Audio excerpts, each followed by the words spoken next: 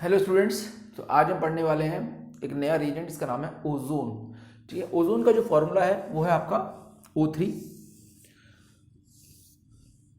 ठीक है, ओजोन जो होता है वो कुछ ऐसा दिखाई देगा आपको, एक O पे प्लस होगा, दूसरे ऑक्सीजन पे माइनस चार्ज होगा। ठीक है, तो ओजोन का एक और रेजोनेटिंग स्ट्रक्चर आप बना सकते हो चाहो तो, जो कि इस तरीके का है।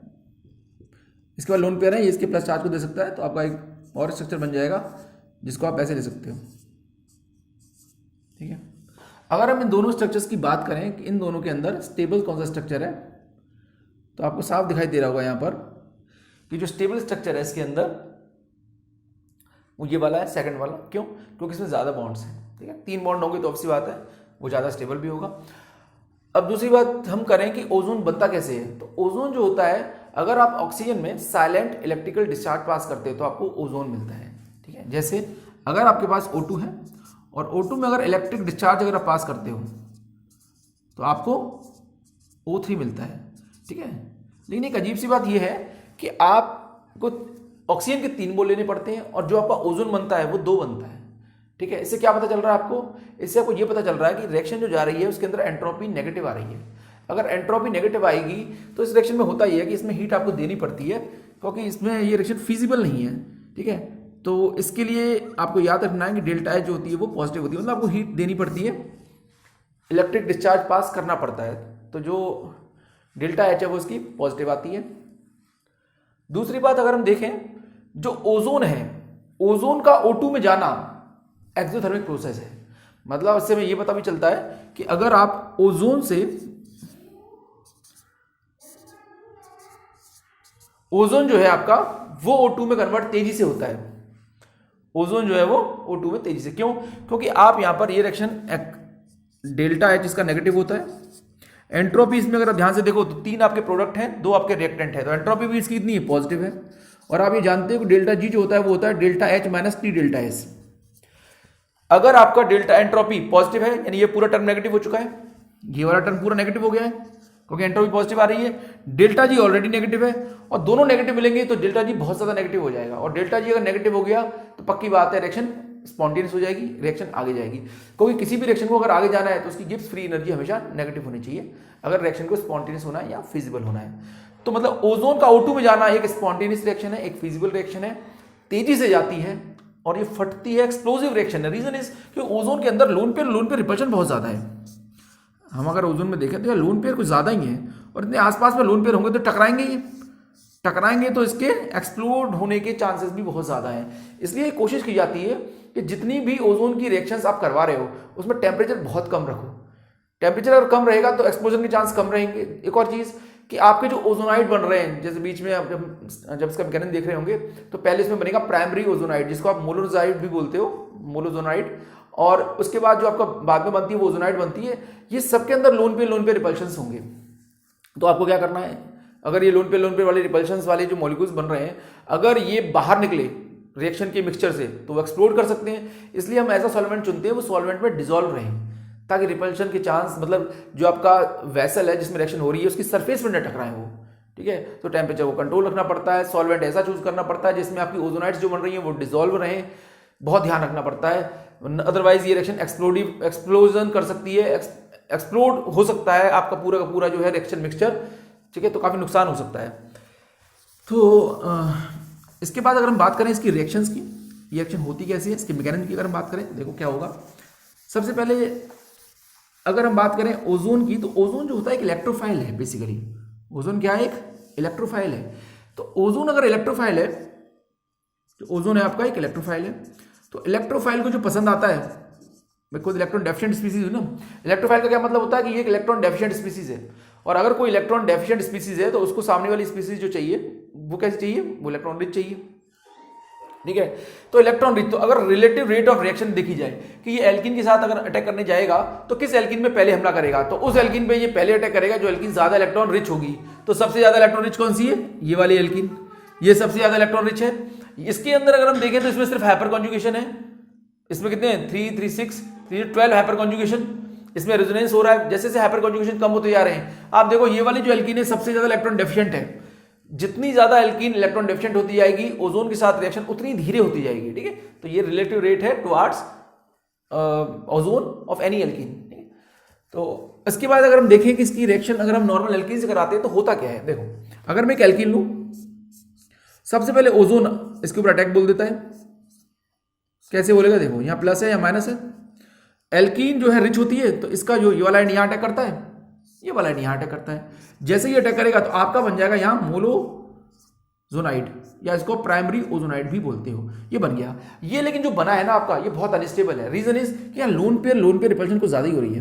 देखो इस लोन पेयर रिपल्शन के चक्कर में मॉलिक्यूल क्या करता है, एक नई फॉर्म ले लेता है इसको मिनिमाइज करने के चक्कर में, ठीक है। ये तुरंत रीअरेंज करता है, इसको हम साइक्लो रिवर्जन रिएक्शन भी कहते हैं, साइक्लो रिवर्जन भी बोलते हैं इसको हम। तो मॉलिक्यूल करता क्या है, मॉलिक्यूल के अंदर एक अजीब तरीके से ये वाला बॉन्ड यहां ट्रांसफर करता है, इस वाले बॉन्ड को यहां और ये यहां से, तो ये तोड़ देता है अपने आप को, तोड़ के रीअरेंज करता है। कैसे करेगा, देखो ये बनेगा CO, इधर वाले से को आप ध्यान से देखो तो ये बन चुका है आपका C double bond O minus, कुछ ऐसा बन गया। और ये तुरंत रीअरेंज करेगा, तो रीअरेंज जब आप करोगे तो आपको दिखाई देगा, आप कुछ ऐसे रीअरेंज कर सकते हो उसको, O माइनस O और इस तरह से यहां पर, ठीक है। अगर मैं इसे खींचूं तो हो जाएगा ये O माइनस, यहां आ जाएगा प्लस, यहां पर O माइनस है ही, ये O है, यहां प्लस आ गया। इस माइनस को इस प्लस से जोड़ दो, इस माइनस को इस प्लस से जोड़ दो, तो आपको कुछ ऐसा दिखाई देगा। आपको जो है एक नई फॉर्म में ओजोन दिखाई देगी, वो है ऐसी, ठीक है। ये दोनों सेम ही बात है, चाहे तो आप ध्यान से देख लो उसको, ठीक है। इस तरीके से आपको दिखाई देगा। अब बेटर है, ये पुराने वाले से बेटर है, इसे आप ओजोनाइड बोलते हो, इसे आप मोलोजोनाइड बोलते हो, ठीक है, या इसको प्राइमरी ओजोनाइड भी कह देते हो कुछ कंडीशंस में। तो ये बेटर क्यों है, ये एटलीस्ट यहां पर सिर्फ इतनी रिपल्शन है, 2 ऑक्सीजन के लोन पे रिपेल कर रहे हैं, और यहां क्या हो रहा था, यहाँ 3 ऑक्सीजन के लोन पे रिपेल कर रहे थे, उससे तो बेटर ही है।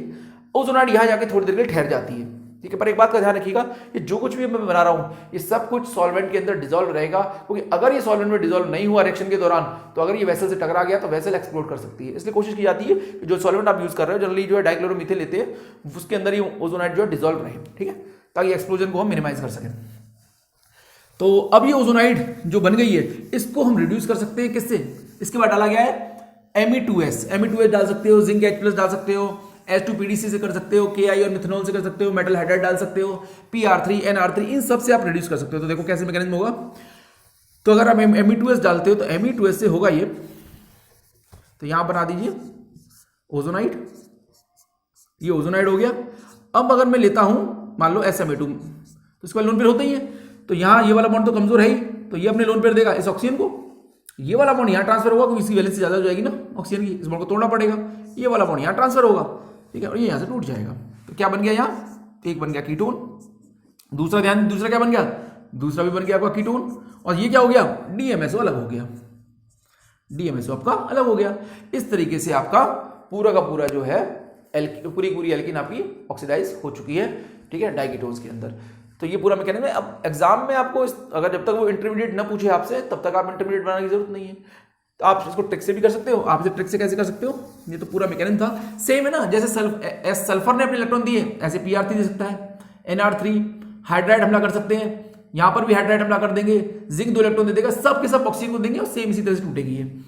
तो आप ऐसे कर लीजिए, कभी भी क्वेश्चन आता है तो आपको पूरा मैकेनिज्म करने की जरूरत नहीं है, आप सिंपल बस ये कीजिए कि यहां पर आप एक ओजोन की रिंग बना दीजिए, ये वाला स्टेप तो आप बना ही सकते हो, एक माला बना दीजिए और इस माला को बीच में से तोड़ दीजिए, ठीक है, ये बन गया बस सीधा, ठीक है। पूरा मैकेनिज्म करने की आपको जरूरत नहीं है, पर आपको मैकेनिज्म पता जरूर होना चाहिए ये रिएक्शन गई कैसे थी, ठीक है।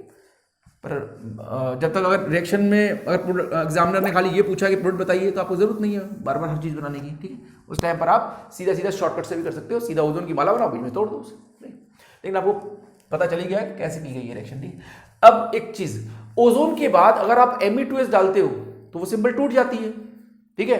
पर अगर आप ओजोन के बाद NaBH4 डालते हो तो रिएक्शन आगे फर्दर रिड्यूस होकर एल्कोहल तक जा सकती है, और ओजोन के बाद अगर आप H2 डालते हो तो रिएक्शन फर्दर आगे जाके एसिड तक जा सकती है। तो इसको भी जरा देख लेते हैं। अगर हम यहां पर देखें, अगर जैसे अगले ये वाली रिएक्शन है, इसमें ओजोन डाला, तो सबसे पहले मैं बना ही देता हूं सीधा, मैं जो ओजोनाइड है, अब ओजोनाइड बनाने का तरीका तो हमने देख ही लिया है, ये बन जाएगी आपकी ओजोनाइड, ठीक है। इस तरीके से आप ओजोनाइड बना देना।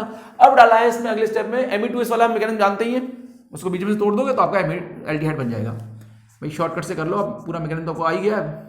कैसे करेंगे, यहां बनाओ माला, यहां से तोड़ दो, पर एक्चुअल में ऐसे नहीं गया है, पूरा मैकेनिज्म आपको पता है। इस पे Me2S अपने इलेक्ट्रॉन देगा, इसके पास ये वाला बॉन्ड यहां आएगा, ठीक है, इस तरह से Me2 अपने इलेक्ट्रॉन देगा, ये वाला बॉन्ड यहाँ आएगा, ये वाला बॉन्ड यहाँ आएगा और यहाँ से टूटेगा। ठीक है, इस तरीके से होगा। अब ये पूरा मैकेनिज्म से नहीं कर रहा हूँ मैं, क्योंकि आपको पता चली गया है, एक बार बता ही दिया है, तो आप सीधा सीधा तोड़ के कर सकते हो। तो देखो क्या करोगे आप, अगर Me2 ऐसे तो कोई बात प्रॉब्लम ही नहीं है, बीच में तोड़ोगे तो एल्डिहाइड बन जाएगा। पर NaBH4 डालोगे तो क्या होगा, देखो तो NaBH4 एक रिड्यूसिंग एजेंट है, तो पहले तो बनेगी आपकी ओजोनाइड। अब ओजोनाइड में जो हाइड्राइड है H नेगेटिव, किसका हाइड्राइड है, NaBH4 का, अटैक करेगा इस पे, ये वाला बॉन्ड आया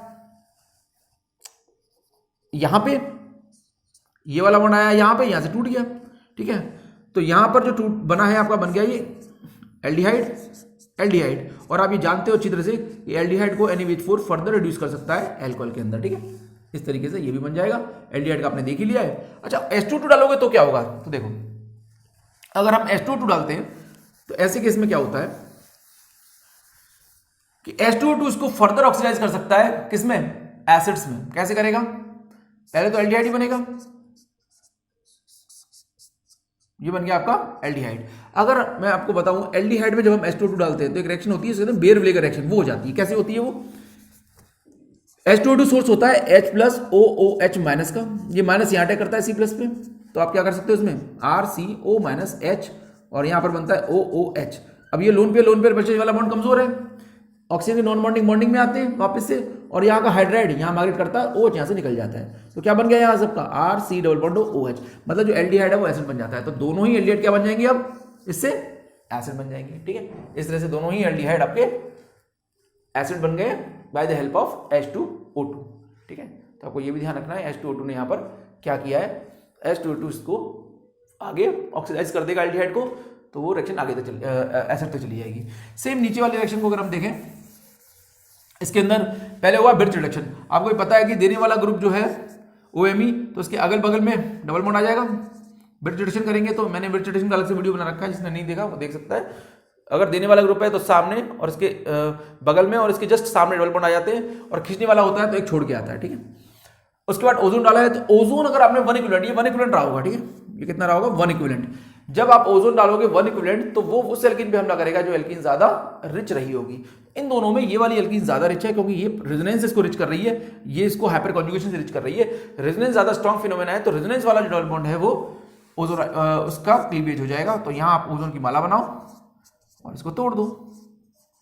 ठीक है, पूरा मैकेनिज्म यहाँ मैंने बार बार नहीं बना रहा हूँ, एक बार हम कर चुके हैं, इसको तोड़ दीजिए आप। जब से तोड़ दोगे नीचे वाले बॉन्ड को कुछ नहीं होगा, जब तक वो लिखे नहीं कि एक्सेस में डाला है तब तक आप उसको फर्दर और ऑक्सीडाइज मत करा देना।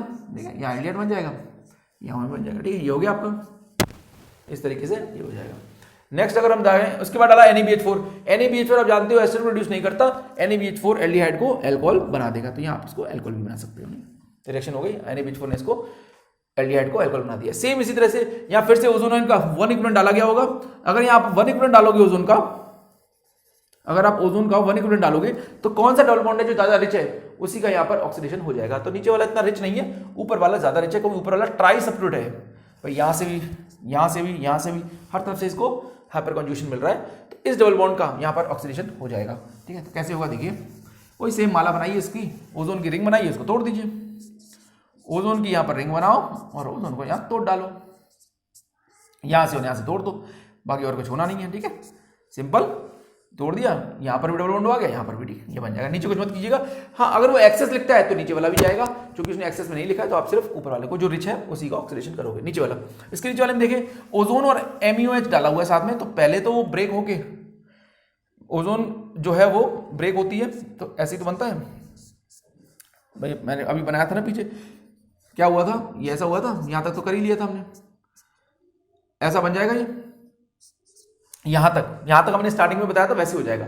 अब इसके बाद जो मिथनॉल है वो क्या करता है, MEO नेगेटिव, मतलब इसको पूरा मैकेनिज्म करूं तो पूरा मैकेनिज्म कुछ ऐसा होगा।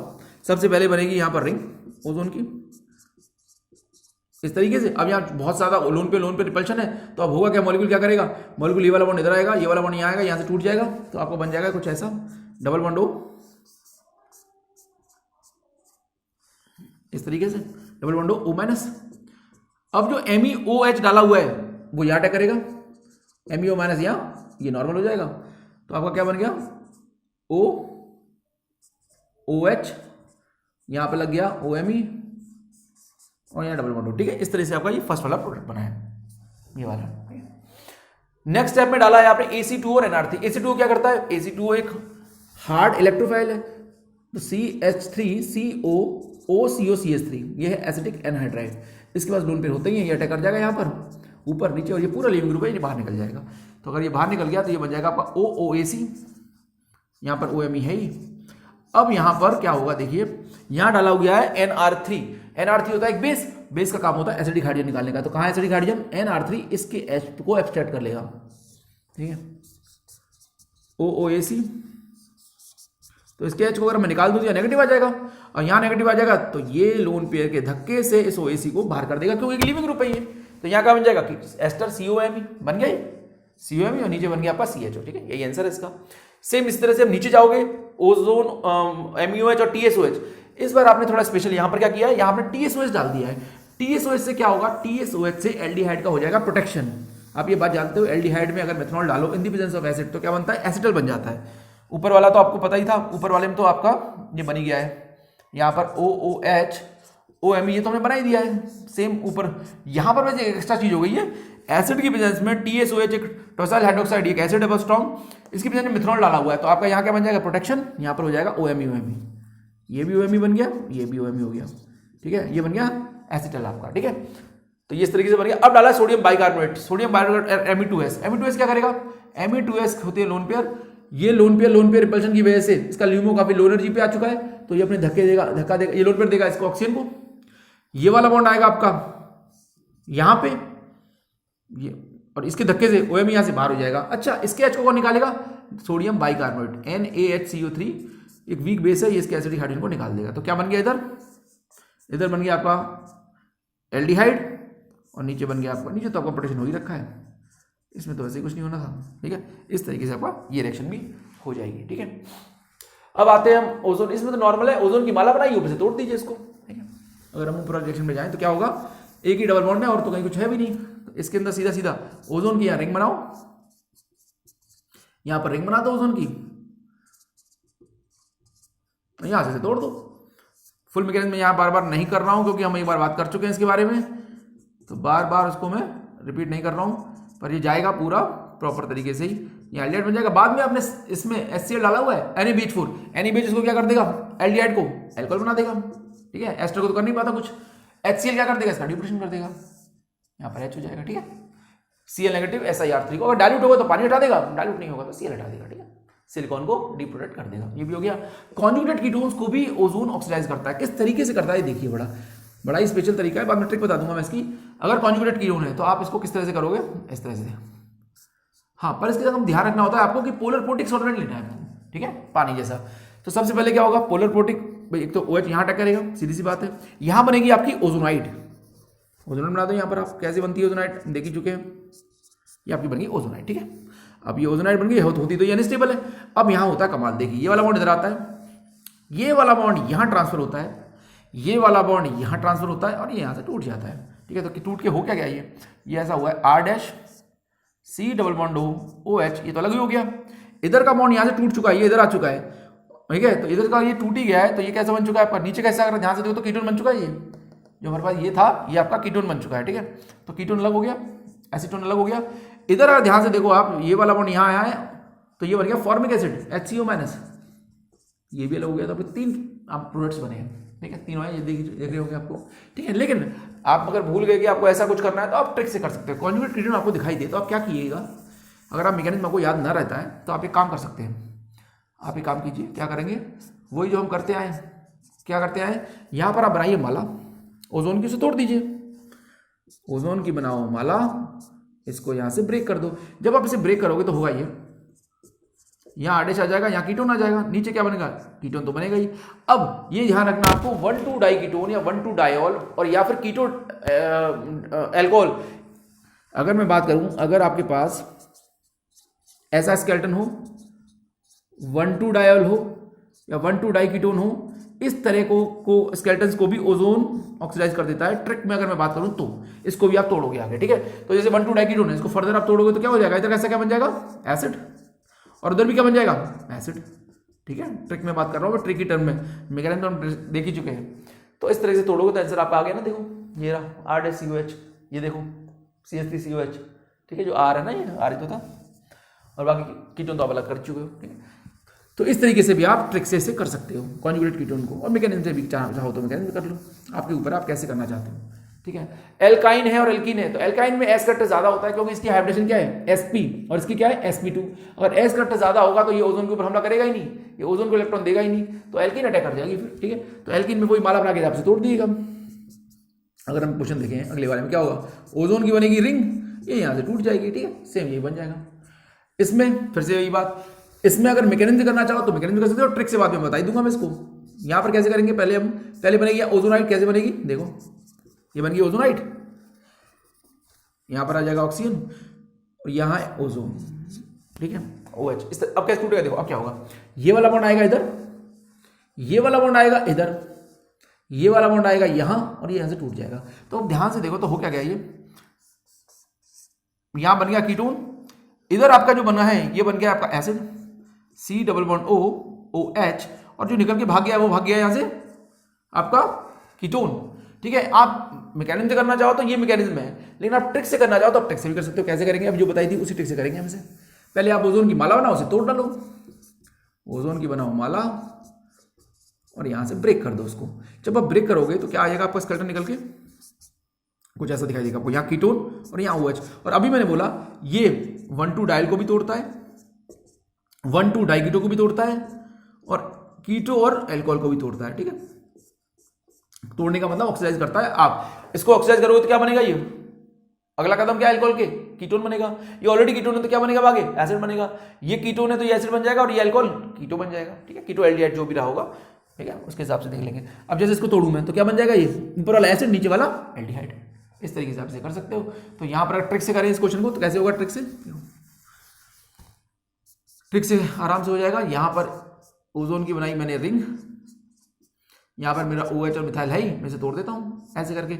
जब मैं इसे तोड़ दूंगा तो मेरा ऊपर आ गया कीटोन, नीचे आ गया OH, ये फर्दर टूटेगा, ऊपर वाला बन जाएगा एसिड और यहाँ वाला बन जाएगा कीटोन।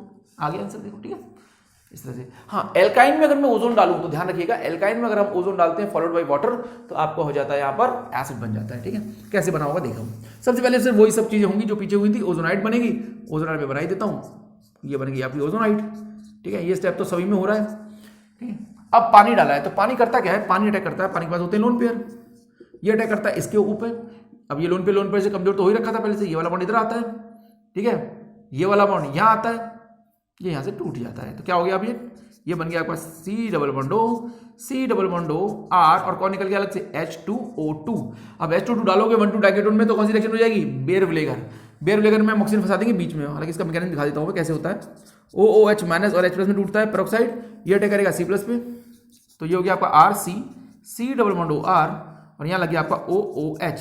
अब ये लोन पेयर रिपल्शन से काफी कमजोर हो रखा है इस तरीके से। तो अब होता क्या है, ये आपका O माइनस है, O माइनस, तो ये आएगा नॉन बॉन्डिंग बॉन्डिंग में, ये वाला बॉन्ड आपका खिसकेगा यहाँ पे RCO, और ये OH यहाँ से चला जाएगा, ठीक है। OH लिविंग ग्रुप है, रिपल्शन से वीक हो रखा है, तो ये बन गया आपका RCO OCOR।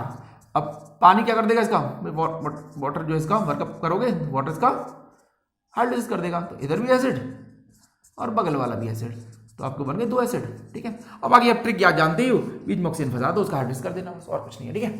तो इस तरह से आपको इसके 2 मोल्स मिल जाते हैं, ठीक है। बहुत इंपॉर्टेंट है ये, एसिड के 2 मोल आपको कैसे मिले, इस तरह से मिले। RNC, कार्बन का अगर ऑक्सीडेशन करोगे यहाँ पर हेटेरोएटम, मतलब कार्बन कोने पे लगा हुआ है तो इस पे तो लोन पे बचे नहीं, इसके चले गए कार्बन पे, कार्बन का ऑक्सीजन करोगे क्या बनेगा, आइसोसाइनेट, इसे कहते हैं हम आइसोसाइनेट, ठीक है। इसी तरीके से कभी एग्जाम में अगर आपको बेंजीन दे दे वो और बोले बेंजीन में अगर ओजोन डालो तो क्या बनेगा, तो आप बना देना।